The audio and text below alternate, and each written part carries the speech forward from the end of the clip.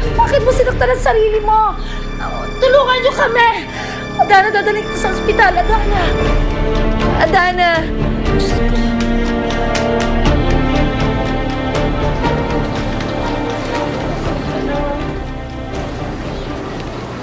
Ano yung hawak mo? Ma'am, alakdan po. Mabuti na natigpas ko yung buntot. Tumulito yan. Pinutulan mo ng buntot ang alakdan ko? Anong ginawa mo? Alam mo ba kung gaano ka-importante sa akin tong alakdan na to? Kahit buhay mo, kulang pa sa kabayaran, ayun ka, umalis ka rito! Ano ba nangyayari dito? Pinutulan ng buntot tong alakdan ko ng unggok na yan!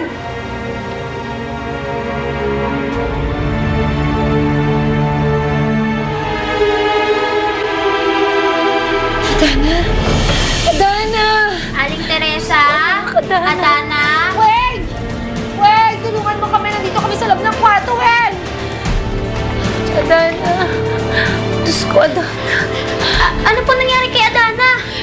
Dali natin siya sa ospital. Halika! Pinutol na po niya yung buntot niya. Adana! Adana! Adana! Adana! Adana!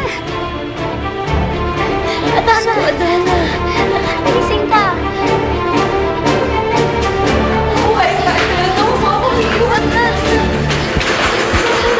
Gawin ka ang lahat! Para maitigil sa mga to! Adana! Pasensya na kayo, ma'am. Kami mabahala sa anak ko. Pasensya na kayo. Anak ko, gawin niyo lahat. Gawin niyo lahat. Ang anak ko. Diyos ko, tulungan niyo anak ko. Aling Teresa, wag po kayong mag-alala. Malakas po ang loob ni Adana. Makakaligtas po siya. Huwag na po kayo umiyak. Diyos ko! Diyos ko, tulungan niyo po ako. Anak ko, huwag niyo siya mababayaan. Adana! Diyos ko, Diyos ko, Adana!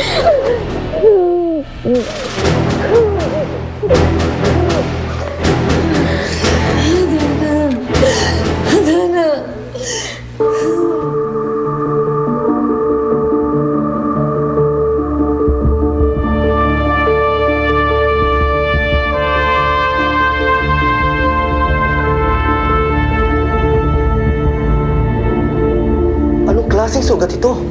Parang tinubuan ho ng kung ano, Dok. First time ko lang din ho nakakita ng ganito.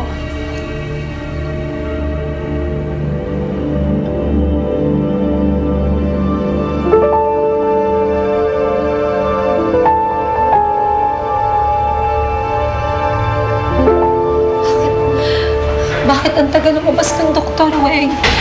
Ako, ano na nangyari kay Adana? Huwag naman po sana, Aling Teresa. At saka isa pa, siguradong tatanungin nila ako tungkol doon sa sugat. Kung saan ang galing yun. Ayoko sanang dalhin dito sa ospital si Adana dahil sa sitwasyon niya, pero wala namang ibang paraan para magamot ang anak ko, hindi ba? Diyos ko, nanganib na naman ang buhay niya nang dahil sa buntot niya. Huwag po kayo mag-alala, Aling Teresa. Matagal ko na pong alam yung tungkol dun sa buntot ni Adana. Alam mo ang tungkol sa buntot niya. Sinabi na po niya sa akin ang lahat-lahat. Naintindihan ko po yung sitwasyon niya. Pero huwag po kayo mag-alala, Aling Teresa. Maasahan niyo po ako.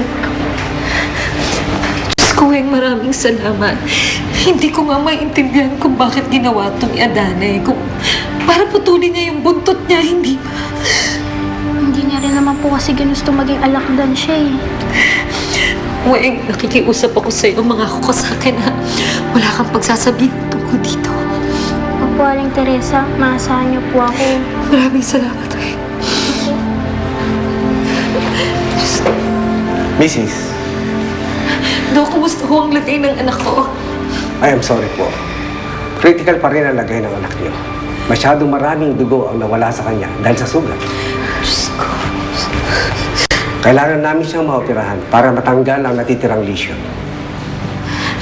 Lesion po, Dok? Oo. Kailangan namin matanggal ang tumubong lesion sa kanyang katawan. Alam niyo ba kung anong pinagmula ng sugat niya?